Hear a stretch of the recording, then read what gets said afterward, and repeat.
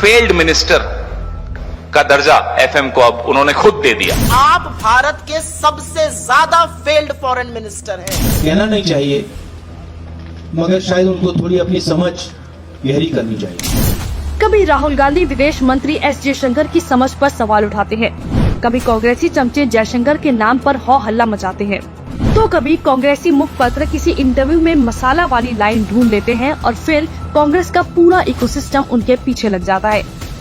लेकिन कांग्रेसी खुद की यूपीए सरकार के विदेश मंत्रियों की हरकतें शायद भूल गए हैं। नटवर सिंह 2004 में कांग्रेस की सरकार बनते ही अपने करीबी नटवर सिंह को विदेश मंत्री बनाया, जो मंत्री बने बगैर ही स्कैम करने में माहिर थे। 2001 में कांग्रेस की तरफ से इराक गए, अपने लिए और कांग्रेस के लिए 4-4 मिलियन तेल खरीदा, निजी कंपनियों को बेचकर मौज की। दुर्भाग्य से मंत्री बनते ही एक विदेशी रिपोर्ट के चलते चोरी पकड़ी गई और इस्तीफा देना पड़ा। मनमोहन सिंह अपनी खुद की सरकार में विदेश मंत्री का भी पद संभालने वाले मनमोहन सिंह का पाक प्रेम गजब का था।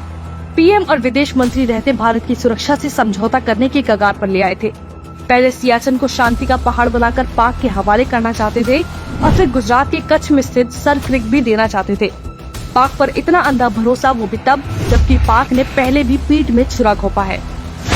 एसएम कृष्ण मनमोहन सरकार में विदेश मंत्री रहे एसएम कृष्ण तो इतना योग्य थे कि यूएन में लगातार 3 मिनट तक अपने देश की जगह दूसरे देश पुर्तगाल का बयान पढ़ते रहे और इनको पता तक नहीं चला। वो तो भला हो यूएन में तब भारत के राजदूत रहे हरदीप सिंह पुरी का, जिन्होंने एसएम कृष्ण को जाकर टोका कि आप गलत स्पीच पढ़ रहे हैं। इंटरनेशनल मंच पर देश की इतनी बड़ी बेइज्जती कराने वाले एसएम कृष्ण की तुलना क्या जयशंकर से हो सकती है?